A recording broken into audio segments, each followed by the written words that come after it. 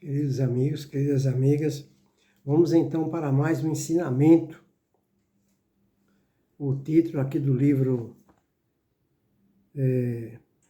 do Richard Simonetti, Para Viver a Grande Mensagem. Richard Simonetti. Abrindo aqui na página 122, caiu aqui Presença da Mediunidade. Hoje nós vamos saber um pouco mais que se entende por mediunidade.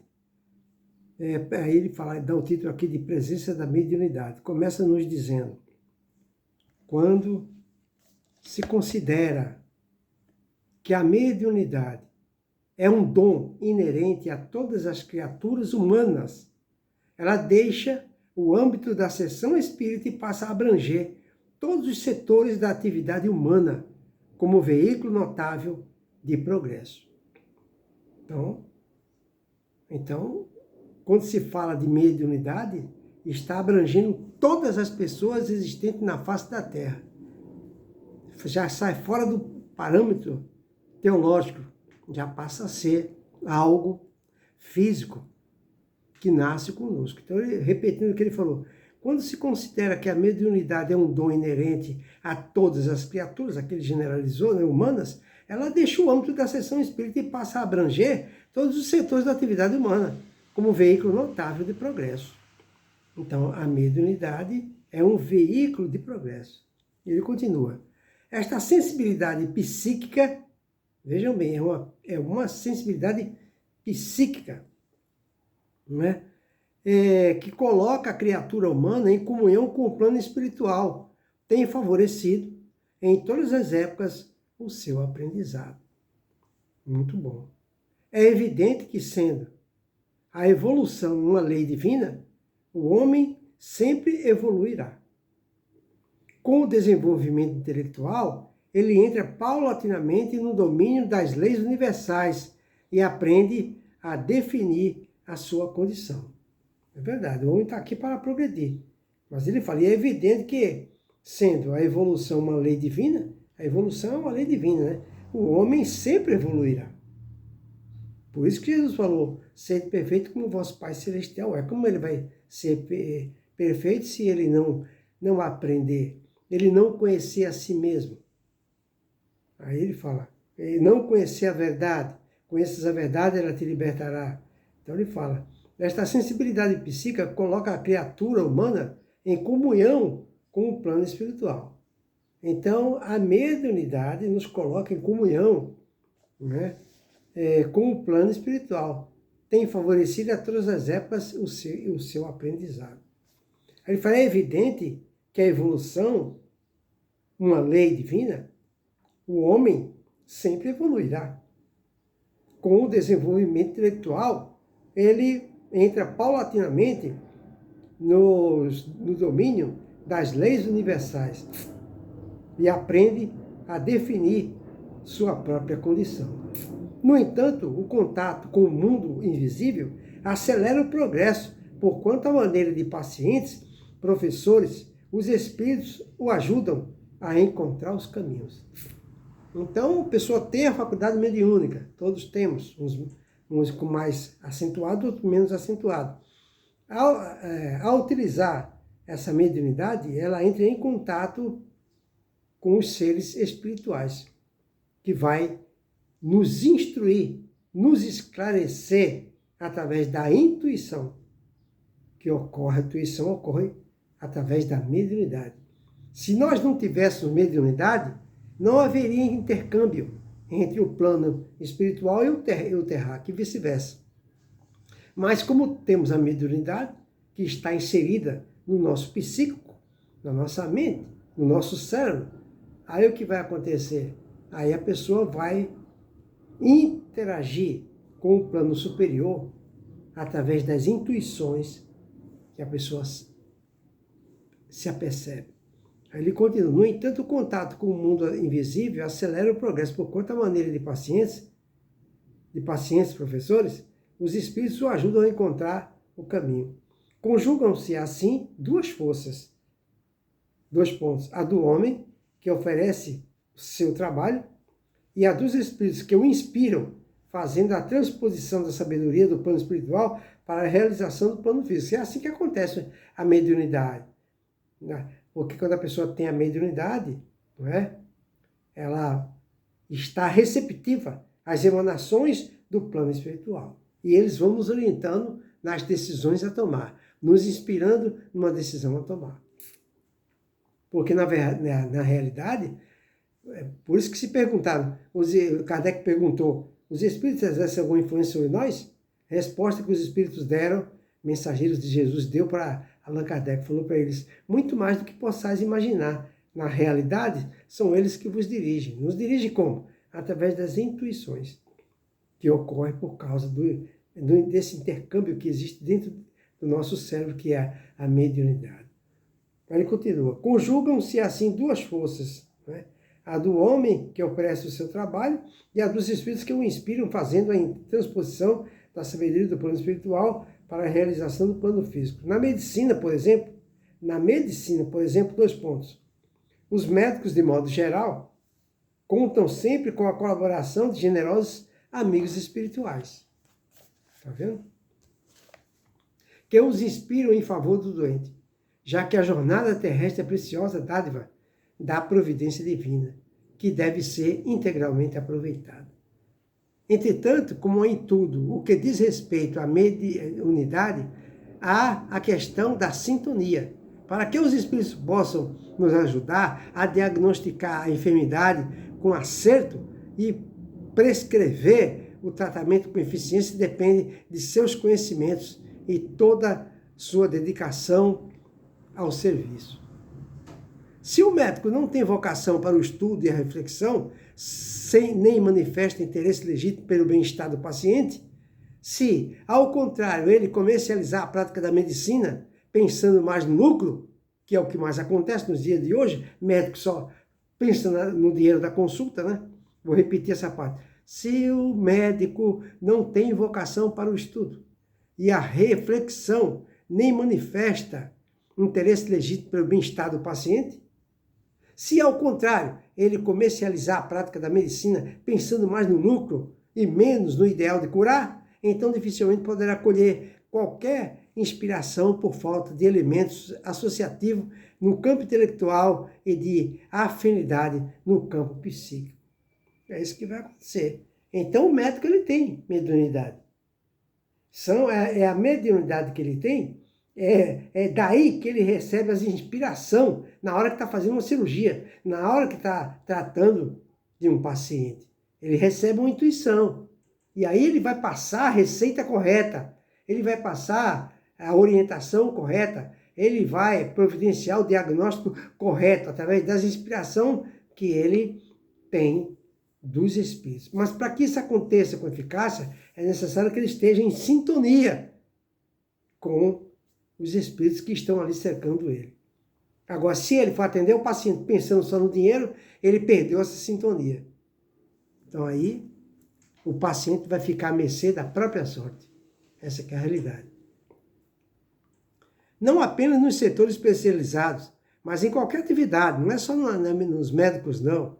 Mecânico, de automóveis, qualquer profissão. Não é apenas nos setores especializados, mas em qualquer atividade, somos constantemente convocados pelos espíritos para ajudar alguém. Está vendo? Inclusive no serviço doméstico também. No livro Sexo e Destino, André Luiz relata o caso de uma jovem que marcara um encontro amoroso que poderia ter funestas consequências. Olha só. Benfeitores desencarnados procuraram desviar o rumo dos acontecimentos, mas ainda aqui é importante a questão da sintonia. Se os espíritos não encontram instrumento em condição de ajudá-los, a sua ação é limitada, diz André Luiz. André Luiz nos diz assim: necessita desdobrar medidas de proteção, entender-me com algum amigo encarnado, em ligação com o grupo, sugerir providências que evitassem a consumação do projeto, criar circunstâncias em que o socorro chegasse em nome do acaso. Entretanto, debalde, girei da pensão alegre ao escritório, do escritório à loja, da loja ao banco, do banco ao apartamento no Flamengo, no Rio de Janeiro. Ninguém estendendo antenas espirituais com a possibilidade de auxílio. Ninguém orando, ninguém refletindo. Em todos os lugares, pensamentos estouçados sobre raízes de sexo e finanças, configurando cenas de prazeres e lucros com receptividade frustrada para qualquer interesse de outro tipo. Então, os espíritos queriam ajudar, quer ajudar, mas para os espíritos ajudar, é necessário encontrar sintonia. Se não encontra sintonia com a pessoa carente, então aí os espíritos vão em busca dos familiares que estão mais receptivos, para que através desse intercâmbio com os familiares, esses familiares, intuídos pelos espíritos, podem alertar, instruir, intuir a pessoa que está necessitada. Aí ele continua. Sem encontrar apoio no plano físico, não foi possível evitar um encontro que, como temiam os amigos invisíveis, ele teve lamentável desfecho. Está vendo o que aconteceu? Os espíritos não encontrou ninguém que pudesse se utilizar para salvar a moça. E a moça terminou se encontrando. E não era para ir naquele encontro. Sem encontrar apoio no plano físico, não foi possível evitar um encontro que, como temiam os amigos invisíveis, teve lamentável desfecho. Quantas vezes os espíritos nos terão procurado pelos condutos da mediunidade para atender a casos talvez não tão graves, mas em que a nossa atuação poderia significar conforto para um coração atribulado, sem socorro para o necessitado? Estaremos atendendo aos seus apelos? Então, o ensinamento da noite de hoje está nos orientando para que nós possamos fazer uma reflexão. Está nos orientando que todas as pessoas da face da Terra possuem faculdade mediúnica. Umas mais ostensivas, outras menos ostensivas, mas todos têm. É justamente por causa dessa condição, dessa faculdade mediúnica, que os mensageiros de Deus, em primeiro lugar, o nosso próprio anjo guardião, e nós temos um anjo guardião que nos acompanha antes do nosso nascimento, veio com essa incumbência de nos orientar, nos intuir, nos instruir. Então o que acontece? Como é que eles trabalham? Eles precisam encontrar campo para atuar. Para encontrar campo para atuar, eu preciso estar receptivo às suas emanações. E nós estamos na oração, nós estamos com paciência, nós estamos fazendo reflexão, meditação, ou será que estamos preocupados, tensos com a situação que a gente está passando? Se estivermos psicologicamente assim, aí nós mesmos nos distanciamos do nosso próprio anjo guardião. E muitas vezes, quando nós, é o que ele falou aqui, no caso dessa moça, ela tinha um encontro. Esse encontro não era para acontecer, senão ela podia destruir a vida dela. Não era para acontecer. Então, os espíritos ficaram apavorados para arrumar uma forma para protegê-la. E aí, os espíritos vão até ela, não consegue, porque ela não está receptiva. Ela está apavorada com sua situação, está tensa. Não ora, não faz nada. Não é só focada nos seus compromissos materiais, terrenos. Aí o que acontece? Os espíritos vão até os parentes. Procura um por um dos parentes, ou então não encontra campo para atuar, porque cada um está pensando ou em sexo, ou em lucros. Aí foi, nos companheiros de trabalho também não encontrou acesso com ninguém. Aqui na Terra todo mundo está focado nas suas angústias, nas suas tensões, nos seus problemas pessoais. Não tem ninguém com otimismo, com esperança, com fé, com caridade, falando para si mesmo: eu estou passando por um grave problema, mas eu tenho fé no nosso Senhor Jesus Cristo que eu vou sair desse problema. Porque mais do que Deus ninguém, mais do que Deus ninguém, mais do que Deus ninguém. As pessoas deviam estar assim. Quando a pessoa está assim, pensando assim, sentindo assim, no ato, ela já atrai, através dessa sintonia, o seu próprio anjo de guarda, que vai lhe dar a inspiração necessária nas decisões a tomar. Se essa moça estivesse assim, o que ia acontecer? Seria evitado esse encontro, que poderia destruir a vida dela. Os espíritos suaram, foram atrás de uma infinidade de pessoas do convívio dela, não conseguiu acesso com nenhum deles, cada um estava preocupado com seus problemas. Está vendo o que acontece com a maior parte da população? Nosso anjo de guarda quer nos ajudar, mas não encontra campo para atuar. E nós, Deus já nos colocou na Terra com faculdade mediúnica para isso, para que houvesse um intercâmbio entre nós e o nosso anjo de guarda. Mas isso nunca é possível, porque a gente não dá acesso, não estamos receptivos às emanações dos nossos protetores e do nosso anjo de guarda. Fica, portanto, aí essa reflexão para que nós possamos entender, compreender efetivamente a necessidade de nos utilizarmos da proposta, da sugestão de Emmanuel quando nos fala: aconteça o que acontecer na sua vida, por pior que aconteça uma coisa ruim na sua vida, mantenha-se no silêncio e na oração. Silêncio e oração. Silêncio e oração. Porque se ficarmos em silêncio e oração, ao ficar em silêncio e oração, automaticamente já saímos do foco dos nossos problemas, de nossa atenção. E ao sair aí, nesse caso, a mente fica aberta, exposta ao nosso anjo de guarda, que vai nos dar a intuição numa decisão a tomar. Fica aí para a nossa reflexão, né? Essa consciência que todos nós temos que ter, que nós temos mediunidade. É importante a gente interagir com o nosso anjo de guarda, através do silêncio e da oração. Que Jesus nos abençoe a todos.